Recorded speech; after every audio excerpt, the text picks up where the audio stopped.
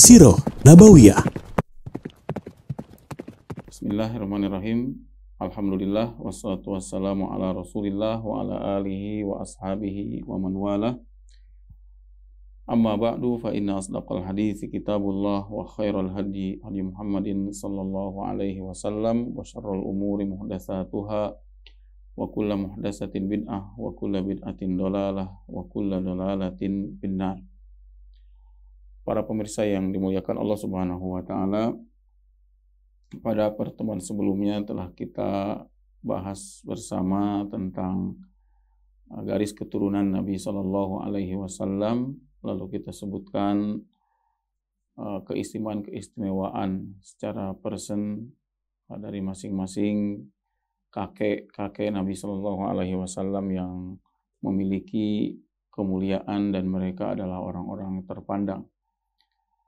Pada pertemuan kali ini, insya Allah kita akan menyampaikan tentang Hadisatul Fil, kejadian penyerbuan pasukan gajah ke Ka'bah, bermaksud untuk menghancurkan Ka'bah ini.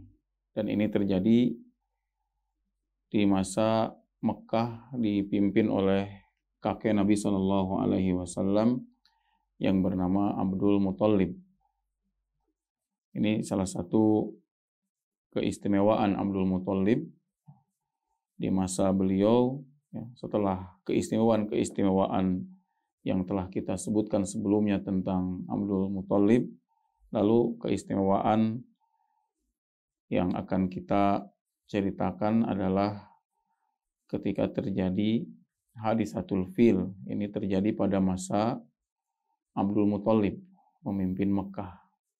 Dan ini semakin menampakkan bagaimana kemuliaan Abdul Muthalib, bagaimana keistimewaan Abdul Muthalib yang kemudian semakin dihormati oleh masyarakat Quraisy. Kejadian penyerbuan pasukan gajah ini di tahun yang sama dengan kelahiran Nabi Shallallahu Alaihi Wasallam, yaitu kurang lebih terjadi sebelum 1,5 bulan sebelum kelahiran Nabi Shallallahu Alaihi Wasallam. Kejadiannya adalah ketika Abrohah Al-Habasyi, Naib Malikil Habasyah, dia melihat orang-orang Arab itu begitu mengistimewakan Ka'bah, sampai setiap tahunnya berbondong-bondong mengunjungi Ka'bah, berhaji ke sana, sehingga dia melihat ini harus dicari alternatif. Bagaimana kalau di negerinya, di Yaman, saat itu Abrohah menguasai Yaman, dia asalnya dari Habasyah. Di Yaman, dia membangun sebuah bangunan yang besar, sebuah gereja yang disebut dengan gereja Qulaisy. Maksud dia agar ini menjadi alternatif orang-orang Arab supaya tidak pergi ke Ka'bah. Saya harus membuat sesuatu yang spektakuler di Yaman ini sehingga orang-orang Arab berkunjung, menggantikan kunjungan mereka ke Ka'bah ini. Tapi Raja Abrohah ini tidak mengetahui bahwa ini bukan persoalan yang sesederhana seperti yang dia bayangkan, sekedar gambaran bangunan yang unik, bangunan yang besar. Dia tidak tahu di balik itu semua ada akidah, ada keyakinan yang dimiliki oleh orang-orang sehingga mereka mengagungkan Ka'bah sedemikian rupa. Lalu di antara orang-orang Arab yang mendengar kabar tersebut, ada seseorang dari Kinanah.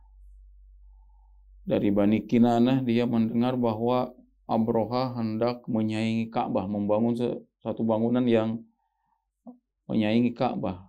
Maka dia merasa terusik dengan hal tersebut, sehingga dia dari Bani Kinanah jauh-jauh pergi ke Yaman.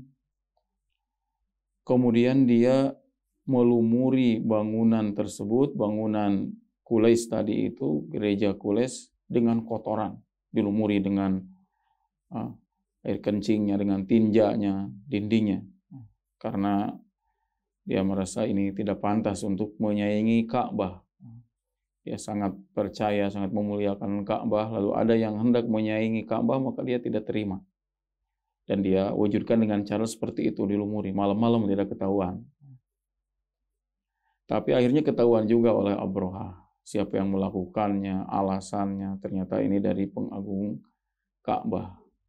Maka marahlah Abroha. Dia melihat ini persoalannya berarti pada Ka'bah. Maka dia menetapkan keputusan untuk menghancurkan Ka'bah. Lalu dia menyiapkan pasukan yang besar, jumlah pasukannya itu tidak kurang dari 60.000 tentara. Dan di antaranya mereka menunggangi unta, menunggangi gajah.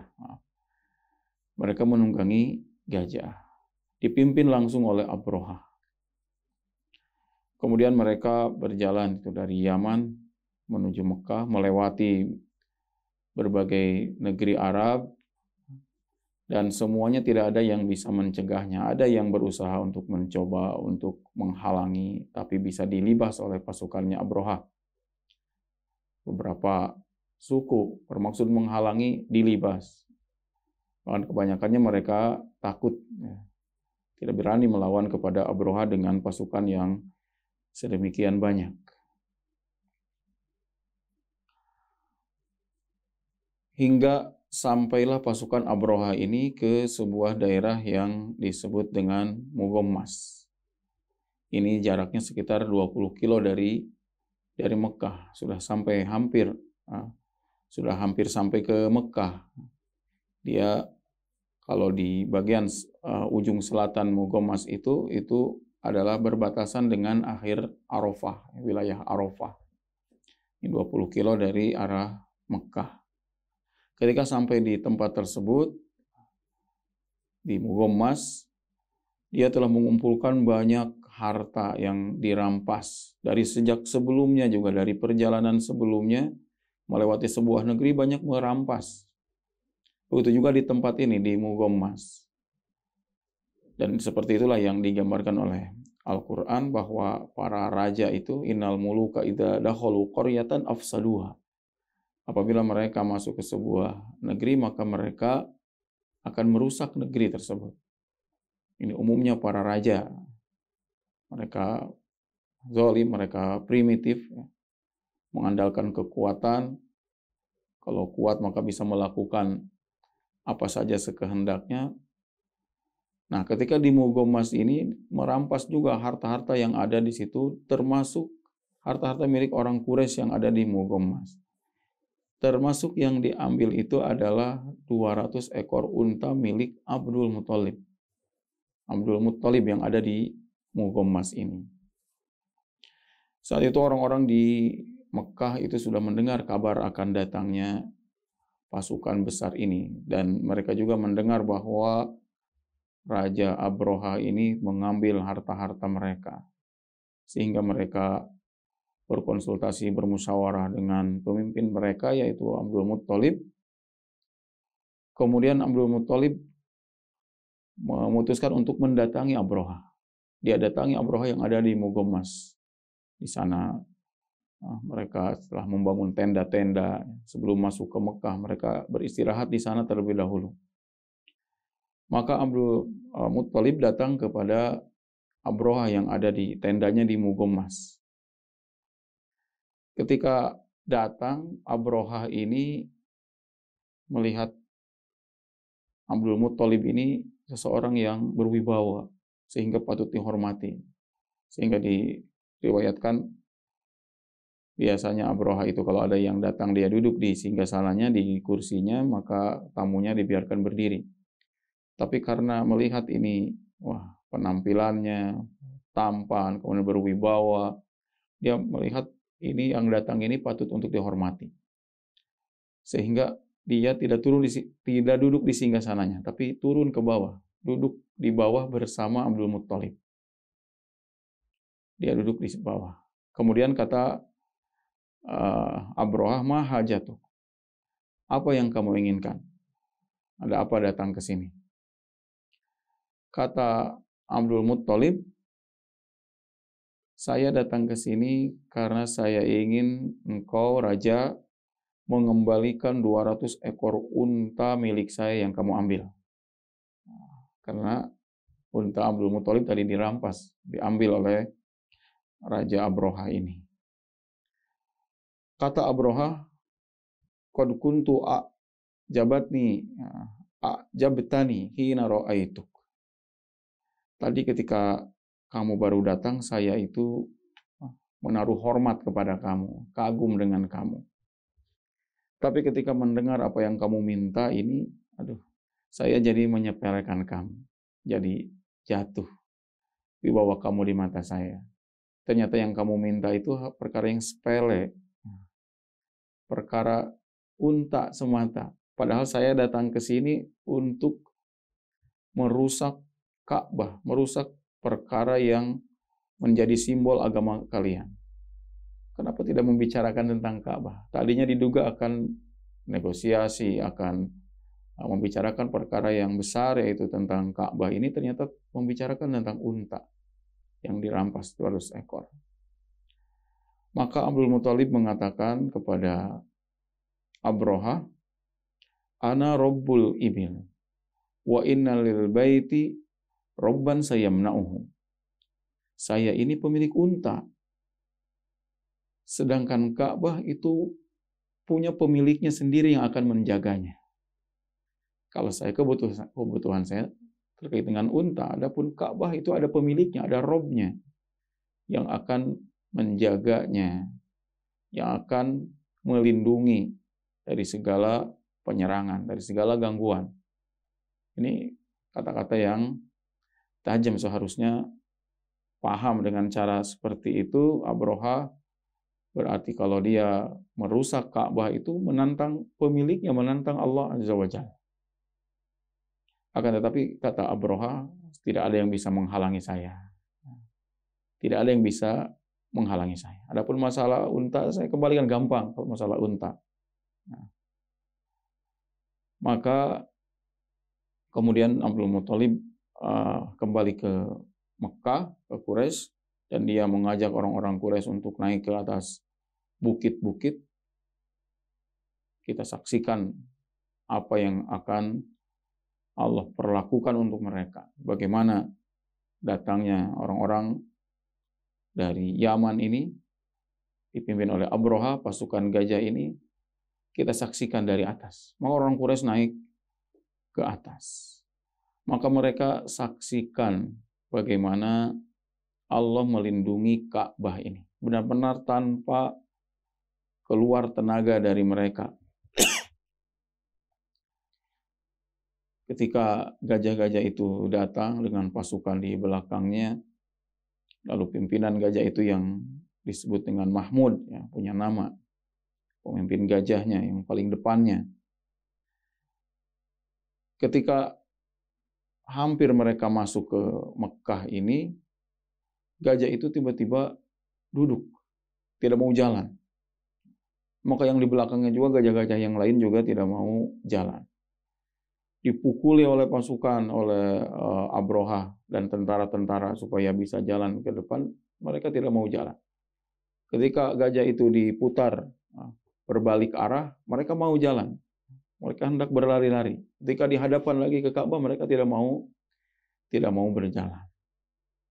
Maka di saat itulah Allah Subhanahu wa taala mengutus kepada mereka tentaranya berupa burung.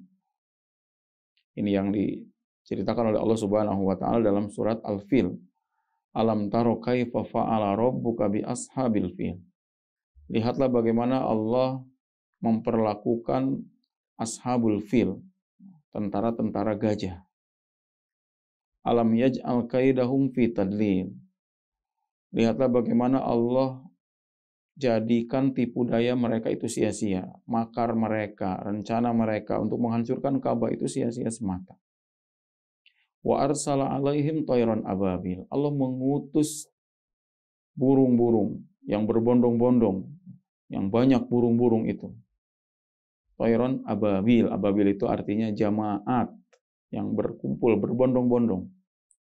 Allah kirim tentara berupa burung.